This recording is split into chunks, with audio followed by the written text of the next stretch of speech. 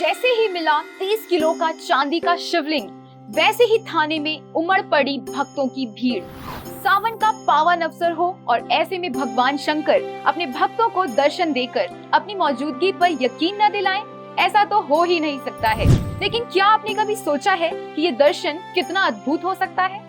क्या होगा जब स्वयं शिव नदी के रास्ते अवतरित हो जाएं? तो चलिए आपको भगवान शिव के ऐसे ही एक चमत्कार के बारे में बताते हैं, जिसे सुन और देखकर भगवान भोलेनाथ पर आपकी आस्था और भी अटूट हो जाएगी। बने रहिए हमारे साथ वीडियो के लास्ट तक। हर हर महादेव जयकारे की इसी गूंज के साथ अभी तो भक्तों ने महादेव के पावन अवसर सावन का स्वागत ही किया था और अचानक से भोलेनाथ ने चमत्कार करके उनके इस साल के सावन को और भी खास और भव्य बना दिया। दरअसल उत्तर प्रदेश के मऊ में बहने वाली पवित्र घाघरा नदी में एक युवक को लगभग 30 किलो वजनीय वाला चांदी का शिवलिंग मिला और तब से ही भक्तों के बीच उल्लास और माहौल बना हुआ है। पहले तो इस बात पर यकीन कर पाना मुश्किल था, लेकिन क्योंकि इस खबर को देश के हर कोने में पहुंचने में ज्यादा वक्त नहीं लगा। बता दें कि शनिवार को मऊ के दोहरी घाट कस्बे के राम घाट पर राम मिलन साहनी नाम के एक व्यक्ति को सबसे पहले इस दिव्य शिवलिंग के दर्शन हुए। राम मिलन साहसी दोहरी घाट कस्बे के भगवानपुर में रहते हैं। सुबह के समय जब वो नदी में से पूजा के बर्तन धोने के लिए धूल निकाल रहे थे, उसी वक्त उन्हें पानी में किसी चीज के होने का एहसास हुआ। पहले तो उन्होंने अकेले ही उस चीज को निकालने की कोशिश की, लेकिन उस अज्ञात चीज को भारी समझते हुए उन्होंने पास के ही एक मछुआरे रामचंद्र निषाद को अपनी मदद के लिए बुला लिया। काफी देर तक जद्दोजहद करने के बाद आखिरकार दोनों ने जैसे ही उस चीज को बाहर निकाला तो देखकर मानो दोनों की खुशी संभाले नहीं संभल रही थी। खुशी होती भी क्यों ना, सावन में साक्षात शिव के दर्शन मिल जाना किसी मोक्ष से कम थोड़ी ना होता है। जैसे ही शिवलिंग को बाहर निकाला गया तो ये बात आग की तरह आसपास के गांव में फैल गई और दूर दूर से लोग इस शिवलिंग के सिर्फ एक झलक पाकर अपने भोलेनाथ के दर्शन करने के लिए व्याकुल हो उठे। बावजूद इसके राम मिलन साहनी ने सबसे पहले शिवलिंग को नदी के पानी से अच्छी तरह स्नान करवाकर पास के ही राम बाबा मंदिर के बगल में स्थापित शिव मंदिर में रखवाकर मंदिर के पुजारी श्याम बाबा से शिवलिंग की विधिवत ढंग से पूजा और रुद्राभिषेक करवाया, जिसके बाद पुलिस को इस बात की सूचना दी गई। पुलिस शिवलिंग को पूरे श्रद्धा भाव के साथ पुलिस स्टेशन ले गई। आप जानकर हैरान रह जाएंगे कि जिस पल से शिवलिंग को पुलिस स्टेशन में रखा गया है, तभी से वहाँ लोगों का जमावड़ा लगा हुआ है। दोहरी घाट थाने के एसपी का कहना है कि शिवलिंग को पूरे सम्मान के साथ पुलिस स्टेशन में रखा गया है और फिलहाल विशेषज्ञों द्वारा शिवलिंग के सही वजह और बाकी जरूरी जानकारियों का पता लगाए जाने का इंतजार किया जा रहा है। साथ ही शिवलिंग को लेकर पूरी कार्रवाई की जा रही है, जिसके बाद इस भव्य शिवलिंग को पूरे विधि विधान के साथ क्षेत्र के मंदिर में स्थापित करवा दिया जाएगा। दोस्तों, श्रद्धालुओं के इस उल्लास का कारण है भगवान शिव के प्रति उनकी सच्ची भक्ति और आस्था। सावन का ये महीना शिव भक्तों के लिए किसी पर्व से कम नहीं होता और ऐसे में इस तरह का चमत्कार हो जाना अपने आप में ही एक बड़ी बात है। सावन का ये महीना भगवान शिव को बहुत प्रिय होता है। कहते हैं सावन में बादल जितने ज्यादा बरसते हैं, मतलब भगवान शिव उतने ही ज्यादा प्रसन्न होते हैं। सावन में पड़ने वाले सोमवार को वन सोमवार भी कहा जाता है। साथ ही इस महीने के मंगलवार दिन का भी बहुत महत्व होता है, क्योंकि इस दिन माँ गौरी को मंगला देवी के रूप में पूजा जाता है और कहते हैं कि माँ उनकी हर मनोकामना को पूरी करती है। अब बात आती है कि इस पर्व को सावन में ही क्यों मनाया जाता है और भगवान शिव को ये महीना इतना प्रिय क्यों है।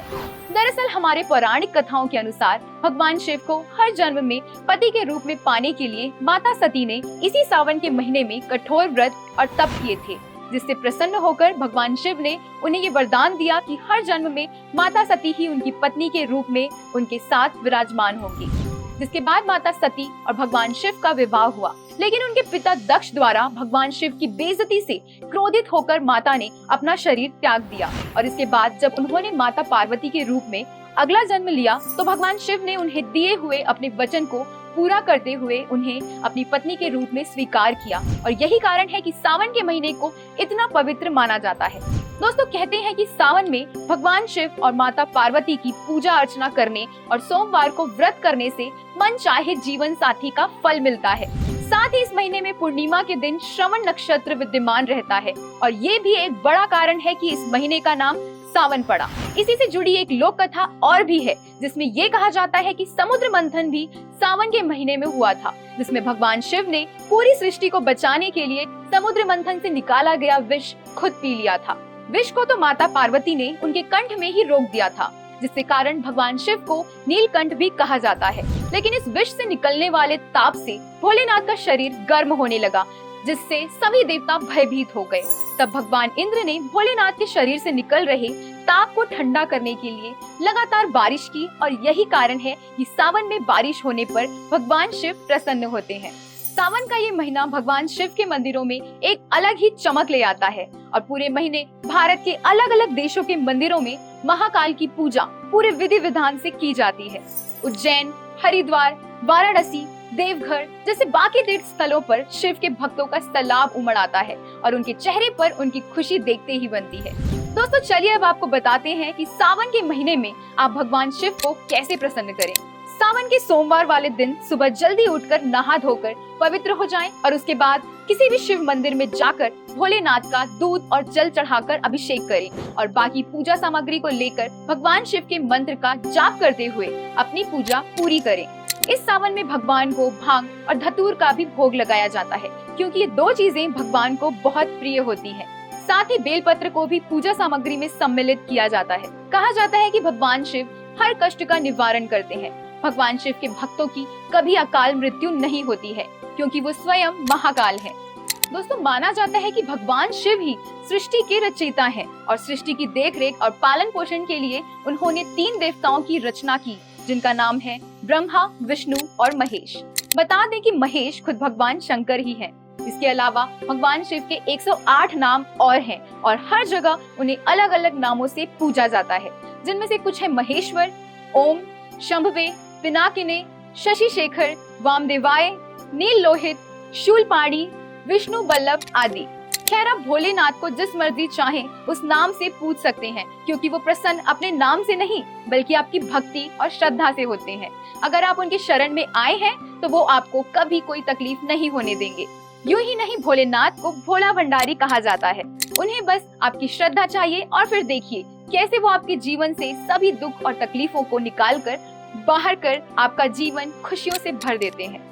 तो दोस्तों ये थी भगवान शिव की महिमा, कि कैसे वो अपने भक्तों को दर्शन देने के लिए जल से भी अवतरित हो सकते हैं, और क्यों सावन का महीना उनके लिए इतना प्रिय है। ये सभी जरूरी जानकारियां हमने इंटरनेट के माध्यम से जुटाई हैं, ताकि आपको भोलेनाथ की महिमा और उनके इस चमत्कार के बारे में बता सकें। अगर आपको वीडियो पसंद आया है तो उसे लाइक और सब्सक्राइब करने के साथ ही इसे अपने दोस्तों और करीबियों के साथ शेयर करें, ताकि उन तक भी ये जानकारी पहुंच सके। और हाँ, हमारे फेसबुक पेज को लाइक और फॉलो करना ना भूलें। धन्यवाद।